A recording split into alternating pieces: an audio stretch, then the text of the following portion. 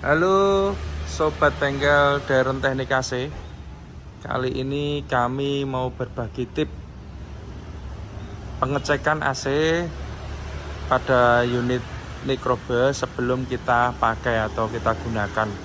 Kita lakukan pengecekan yang ringan-ringan dulu aja supaya jika ada yang bermasalah bisa langsung kita betulkan sehingga tidak terjadi kerusakan di jalan.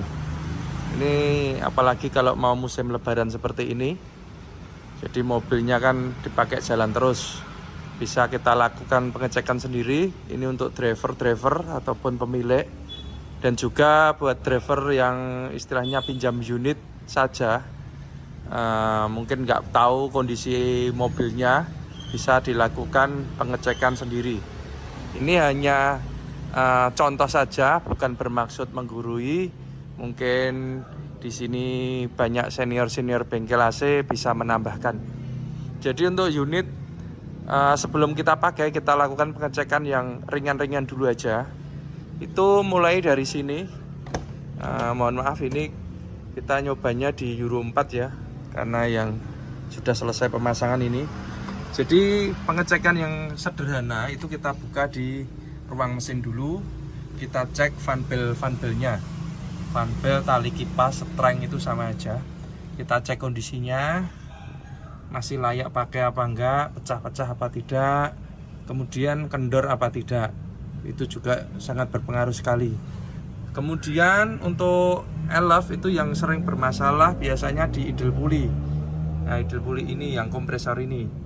Kalau yang ini Euro 4 alternatornya juga pakai idle pulley, tapi untuk yang pengecekan Euro 2 ataupun Canter, idle pulley-nya hanya pakai satu, idle pulley yang buat metal fan bel kompresor ini. Nah, ini biasanya itu dia sudah mulai rusak, nanti akan timbul suara atau posisinya ini miring atau tidak center, itu biasanya bearingnya sudah kena.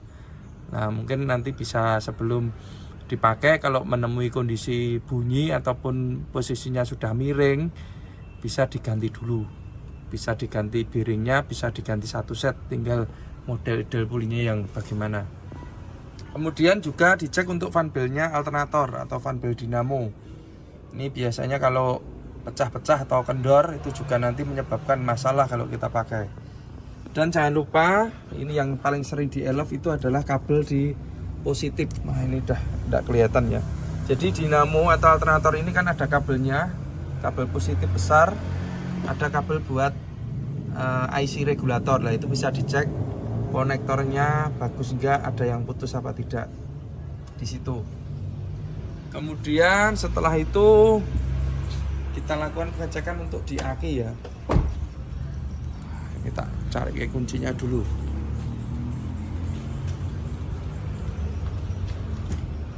Ada dikunci, tak buka dulu ya akinya.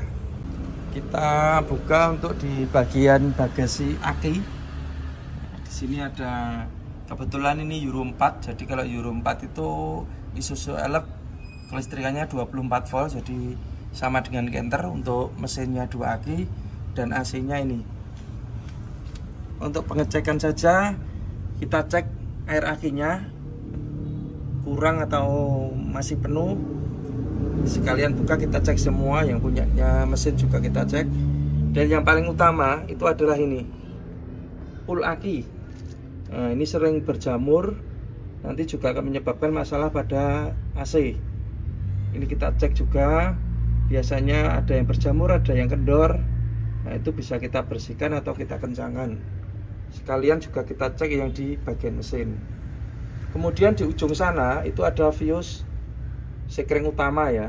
Itu kalau unit lama biasanya dia juga bisa berjamur, bisa apa ya bahasanya kalau di sini, ngefong kalau di sini.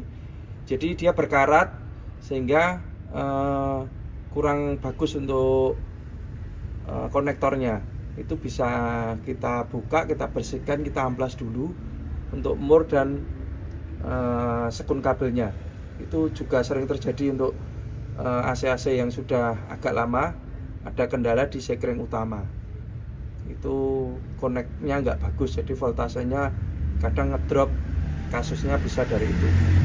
Dan ini full aki ini juga sering kadang patah, Biasanya disebabkan karena klem akinya ini kurang bagus, sehingga pada saat jalan yang jelek akinya ini dia goyang-goyang sehingga bolnya ini kendor atau patah. Itu juga sering terjadi untuk Isuzu Elf. Setelah itu kita lakukan pengecekan, kemudian kita cek untuk bagian depan. Kita cek untuk lampu kontrol pengisian. Jadi di sini ini ada kontrol pengisian untuk alternator AC atau dinamo ampere AC yang ini. Nah, ini kontrolnya, ini lampunya. Kalau yang mesin ini udah di speedometer sini udah ada. Nah, ini kotak gambar aki, ini kontrol pengisian. Sama dengan ini. Jadi pada saat kita kontak ini harus menyala dulu. Kalau ini mati itu nanti juga akan berdampak pada AC. Kendala nanti pengisiannya kurang bagus. Jadi pastikan pada saat kontak on aja ya, belum di start, ini harus menyala seperti ini. Ini menandakan bahwa arus dari kontak itu sudah menuju ke alternator. Selanjutnya kita nyalakan untuk mesinnya. Kalau kita nyalakan, lampu kontrol ini mati yang di mesin. Ini menandakan bahwa pengisian pada alternator itu normal. Ini juga mati. Nah, ini sama aja. Berarti ini normal. Saya tutup dulu biar arahnya mesin nggak itu kenceng. Nah, jadi kalau saat mesin nyala, ini kontrolnya harus mati. Ini juga harus mati. Ini menandakan pengisiannya bekerja dengan baik. Kemudian nah, kalau di tempat kami kita kasih kontrol voltase seperti ini, punya teman-teman mungkin bisa ditambahkan seperti ini. Jadi kita tahu pengisiannya itu berapa untuk pengisian alternator pada AC. Setelah itu kita nyalakan. Kita cek udara depan normal semua, keluar anginnya. Kemudian kita cek juga yang belakang bekerja dengan baik. Setelah itu kita turun.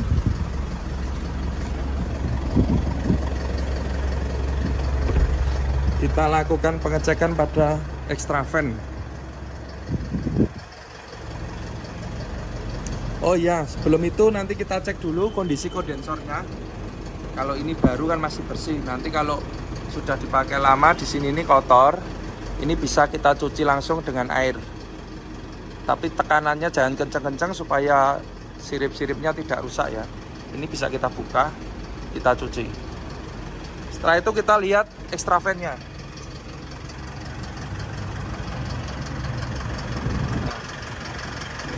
Ini nyala. Ini juga sangat pengaruh sekali. Jadi pastikan pada saat AC nyala, extra fan atau kipas ini harus menyala. Bila AC nyala ini mati, segera matikan AC dan kita cari penyebabnya dari mana. Banyak sekali faktor yang menyebabkan ini mati. Salah satunya motornya ini rusak, bisa juga konektornya ini dia udah lama jadi berjamur, bisa juga kabelnya yang ground itu kurang bagus juga bisa. Jadi banyak faktor. Tapi untuk pengecekan sederhana cukup kita lakukan seperti ini supaya nanti armadanya lancar, tidak mengganggu perjalanan Anda semua. Sekian dari kami, semoga bermanfaat. Bila ada yang kurang bisa ditambahkan. Mohon maaf bagi senior-senior, bukan bermaksud menggurui. Kami hanya berbagi ilmu saja sedikit, mungkin bisa membantu supaya perjalanan teman-teman semua aman, tidak ada kendala pada unitnya, dan selamat sampai tujuan. Terima kasih.